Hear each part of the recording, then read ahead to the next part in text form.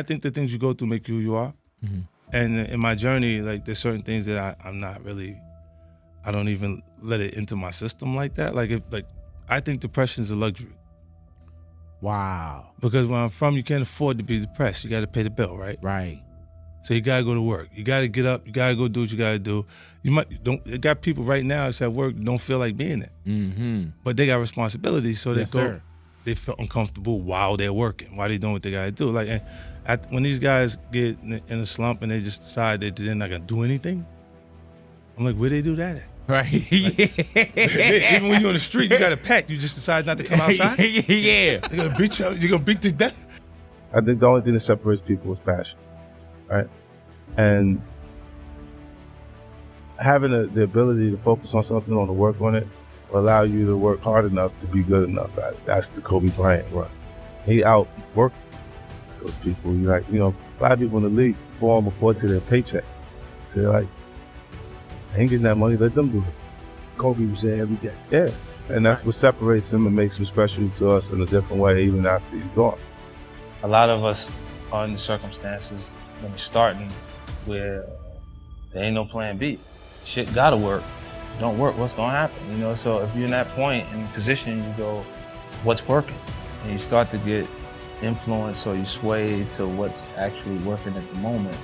And your music changes and starts to sound a little bit like what's happening on the radio right now. I'm not interested in the financial outcomes. I want to continue success, but there's no specific mark of finances to the work. Because to be honest with you, if I'm sitting here with you a year from now, 2 years from now, and you're like, you did it, you're a billionaire, I'm gonna still be saying, yeah, but I got another idea.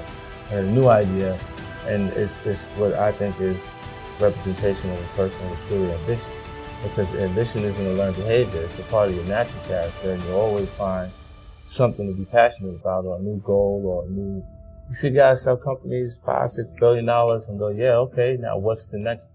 No matter how much you feel like you're prepared for something, it never happens on your time, like when you think you're ready, like it's supposed to happen. It always happens when it's supposed to happen. Because the period that you feel ready and people are not acknowledging the material the way you feel like they should because it's good, is the time that you actually develop skin thick enough to survive when it does work. All of the situations, if you don't have fear, then you just not acknowledging danger. All right. At point. I learned that in the 50th law. Nah, yeah, but you stupid. Then you're not scared of nothing. So you watch that guy that just has zero fear and say, yeah, we can get him. He tough. We're gonna have a hard time chewing on him, but we're gonna get him. Mm-hmm. We get him. Like other than that, you just gotta pay attention to your surroundings and things that's going on. Like, and you say never saying the toughest guy. I'm gonna do what I want to do. Mm-hmm. And then if I die in the process, I was doing what I wanted to do. Even the themes. Look, it's power to doubt. Yep. I get hit, I come back. Get rich or die trying. Yeah. Right? And the process, because that's already what I'm feeling like I'm going to do. I'm in the process. It's the greatest thing is to watch me, because either I'm going to get rich or I'm going to die in the process.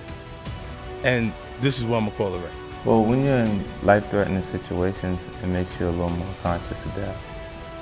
And the more that you are aware of your fate,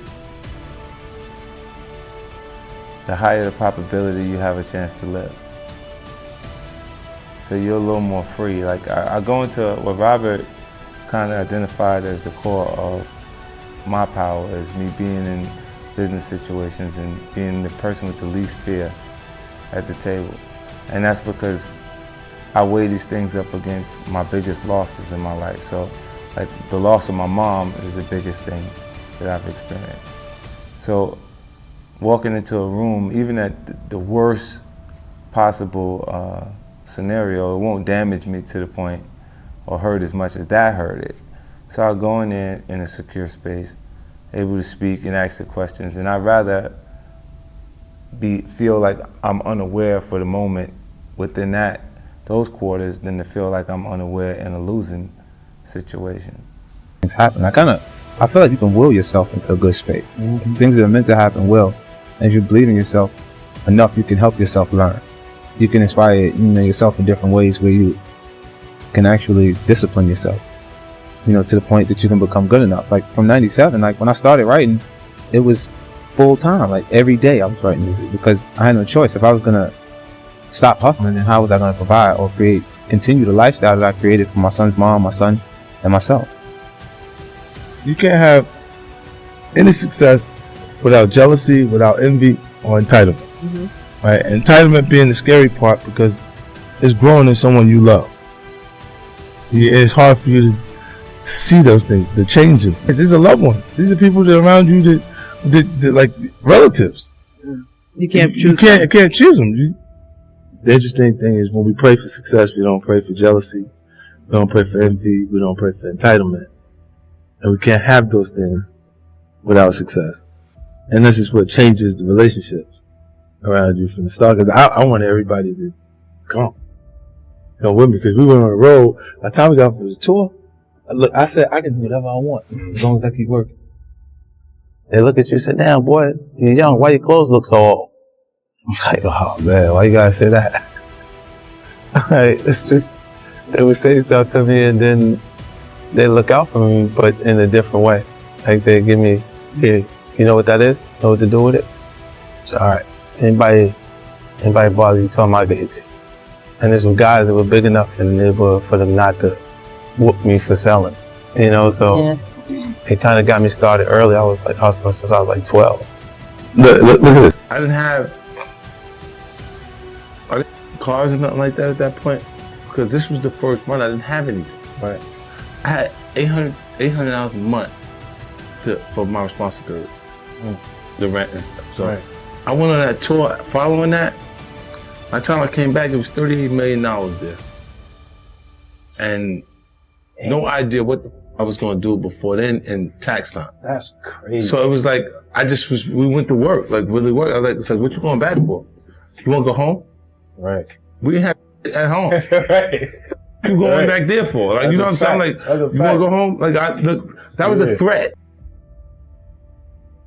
If they push me to a certain point, I'll mess up in front of everybody.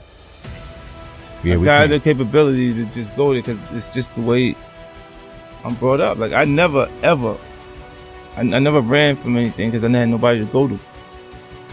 I've always had where I'm going. Home to get me. Ain't nobody there. Right. You know what I'm saying? Like, so I've always been in a situation where I'm forced to deal with it myself. So I associated everything good with my mom. And when she went away, all the nice things went away. So I would see, you know, the nice cars, clothes, jewelry, different things, and they would appear to have everything from my perspective at that point. And it kind of led me into the same lifestyle that she was actually in. And I started hustling too, because they'd ask, like, what's the matter with your shoes? And not realize that there's no one there to buy those shoes anymore. They buy your shoes the first time, and then when they get tired of feeding you fish, because after we eat the fish, we're hungry again. They give you a pole. Ain't no school for this shit. You gotta be smart enough to pick up the information as you go. I was crazy enough to believe what the f I was saying gonna happen was gonna happen. And that's why I was persistent enough and consistent enough to exist now. My grandfather told me, you don't get as far as the you talk to for no reason. You'll be successful as the that you talk to for no reason. What I mean is, if you spend your day talking to a nigga and got nothing going on, what the kind of information can he offer you? Can he help you learn something? Can he teach you something in the conversation? As I grow older, the one thing that becomes clearer to me each and every day is that I don't owe anyone a thing, and neither do you. I've seen a lot of people pollute their potential after sipping from the well of entitlement. This is certainly true of many of the people I've been associated with over the years, even my own son. What they need to understand is that you should never feel like the world owes you anything. It doesn't. You must accept that it's all on you. That might seem like a very cynical way to view the world, but I would argue that it's actually liberating. You can only feel betrayal when you feel like you're owed something from someone. You can only feel resentment when you had expectations for assistance. When you accept that it's all on you, only then can you finally be free to focus 100% on being the best version of yourself.